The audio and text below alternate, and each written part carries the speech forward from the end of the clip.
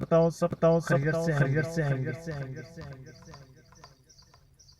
دنیا کا اندر سب سے امیر دیش قطر۔ یہ قطر کا بارے میں بتاؤں ویڈیو کو دیکھتے رہو۔ اگر سبسکرائب نہیں کیا تو نیچے جاؤ اور سبسکرائب کر لو۔ اوکے، ویڈیو اسٹارٹ کر۔ یہ ہے قطر، سعودی عرب، بحرین اور یو اے ای کے درمیان واقع دنیا کا سب سے امیر ترین کنٹری۔ اتنا امیر کہ اس کی پر کیپٹا انکم ہے $1,28,000، جو کہ امریکہ، سنگاپور اور ایون پڑوسی عرب ممالک جیسے کہ یو اے ای اور سعودی عربیہ وغیرہ سے بھی کہیں زیادہ ہے۔ چند سال پیچھے چلے جائیں تو قطر صرف ایک کپتا ہوا صحرا تھا جس میں غربت، بھوک اور بوریت کے علاوہ کچھ نہیں تھا۔ تو پھر یہ اتنی بڑی ٹرانسفارمیشن کیسے ہوئی؟ جو دیش سارے عرب کنٹریز میں سے سب سے غریب تھا، آج دنیا کا امیر ترین دیش کیسے بن گیا؟ اس کے پیچھے ایک بہت ہی انٹرسٹنگ کہانی ہے، اور یہ کہانی باقی سارے عرب کنٹریز کی کہانی سے مختلف ہے۔ 1940 میں قطر میں سب سے پہلی آئل فیلڈ ڈسکور ہوئی۔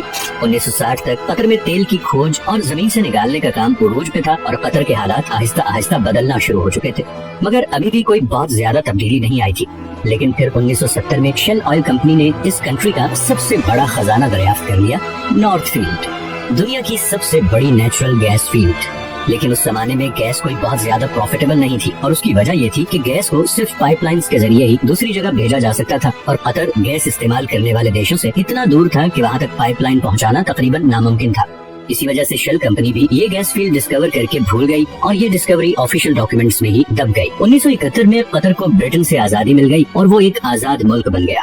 آزادی ملنے کے باوجود اگلے 25 سالوں میں بھی قطر کے حالات کوئی خاص نہیں بدلے، اور پھر آیا 1995، جب کراؤن پرنس حماد بن خلیفہ الثانی نے بغاوت کر کے اپنے ہی باپ کی حکومت کا تختہ الٹ دیا اور قطر کا امیر بن گیا۔ نئے امیر کا ایک ہی فوکس تھا، اور وہ تھا گیس۔ حماد بن خلیفہ یہ جانتا تھا کہ قطر کی تقدیر صرف گیس ہی بدل سکتی ہے، اسی لیے اس نے ایک بہت ہی ریئر ٹیکنالوجی گیس لیکویفیکیشن میں انویسٹ کیا۔ لیکویفیکیشن ایک ایسی ٹیکنالوجی ہے جس میں گیس کو لیکوڈ فارم میں کنورٹ کیا جاتا ہے تاکہ اسے آئل کی طرح شپس میں دوسرے کنٹریز تک پہنچایا جا سکے۔ اس سارے پروسیس میں گیس کو 161 ڈگری پہ ٹھنڈا رکھنا پڑتا ہے۔ اسی پروسیس پہ قطر نے ساری انویسٹمنٹ کر دی، اور آج وہ LNG کا سب سے بڑا ایکسپورٹر ہے۔ قطر سے گیس امپورٹ کرنے والے کنٹریز میں Japan, India, China, south Korea اور اسپین شامل ہیں۔ اس طرح بلینز آف ڈالرز قطر میں آنا شروع ہو گئے۔ لیکن قطر کی تقدیر بدلنے کی ایکویشن میں یہ تو ایک صرف چھوٹا سا حصہ تھا، کیونکہ نیچرل ریسورسز تو بہت سے کنٹریز کے پاس ہوتے ہیں، انہیں ایکسپلائٹ بھی بہت سے کنٹریز کر لیتے ہیں، مگر اصل مسئلہ آتا ہے ان ریسورسز سے آنے والے پیسے کو صحیح استعمال کرنے کا۔ ورنہ ونیزویلا اور انگولا کا انجام ہمارے سامنے ہے۔ یہی وہ جگہ ہے جہاں قطر باقی تمام کنٹریز پہ بازی لے گیا۔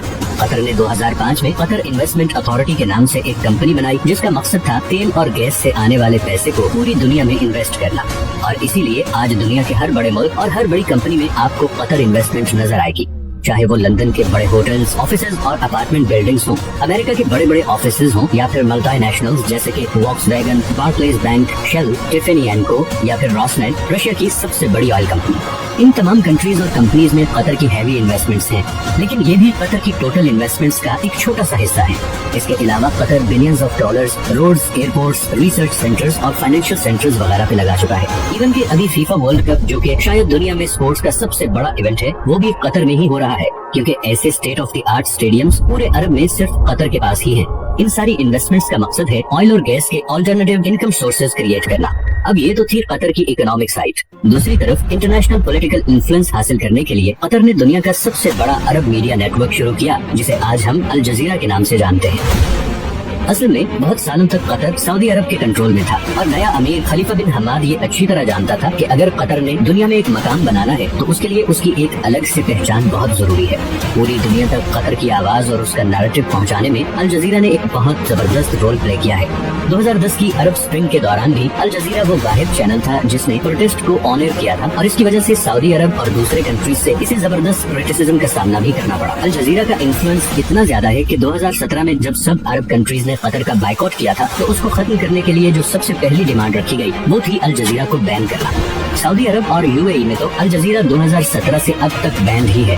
कतर का बाइकआउट एक मुकम्मल फेलियर था और इसकी सबसे पहली वजह तो ये थी कि सऊदी अरब को इस बाइकआउट में सारे अरब कंट्रीज की सपोर्ट हासिल नहीं थी। इवन कुवैत और ओमान भी इस बाइकआउट का हिस्सा नहीं बने। दूसरा, कतर के ईरान और तुर्की से भी बहुत अच्छे ताल्लुकात हैं, जिसकी वजह से गो के सऊदी अरब और यूएई कतर से काफी नाराज हैं, मगर इंटरनेशनली सारे कंट्रीज कतर को एक न्यूट्रल स्टेट समझते हैं और इसीलिए पूरी दुनिया में सिवाय 6 कंट्रीज के किसी ने भी इस बाइकआउट को सपोर्ट नहीं किया। कतर को गैस की वजह से एक और फ्यूचर एडवांटेज भी मिला है। ऑयल के बारे में तो बहुत से एक्सपर्ट्स कहते हैं कि 2030 नहीं तो मैक्सिमम 2040 तक वो इलेक्ट्रिसिटी से रिप्लेस हो जाएगा, मगर गैस के बारे में ऐसी कोई प्रेडिक्शन नहीं, बल्कि उल्टा गैस की डिमांड मुसलसल बढ़ती जा रही है। अभी रिसेंट रशियन यूक्रेन वॉर में रशिया की जानिब से गैस पाइपलाइन की ब्लॉकेज के बाद कतर गैस की डिमांड 10 गुना बढ़ गई है, क्योंकि अब यूरोपियन कंट्रीज भी गैस के लिए कतर से राब्ता कर रहे हैं और ये डील कतर को और अमीर बना देगी। 2022 में कतर की एनर्जी एक्सपोर्ट्स पहले ही $100 बिलियन क्रॉस कर चुकी है, तो कल को जब बाकी अरब कंट्रीज ऑयल रिप्लेस होने से परेशान होंगे, वहीं कतर को इस चेंज से कोई खास फर्क नहीं पड़ेगा। अब कतर में सब कुछ अच्छा भी नहीं है और रिसेंटली वहाँ पे लेबर क्लास की कंडीशन को लेकर काफी सवाल भी उठाए गए हैं, लेकिन स्टिल कतर बाकी अरब देशों के मुकाबले में काफी ओपन स्टेट है, जहाँ मीडिया की आजादी है, इकोनॉमिक कंडीशंस बेहतर हैं और फ्यूचर प्लानिंग भी होती है।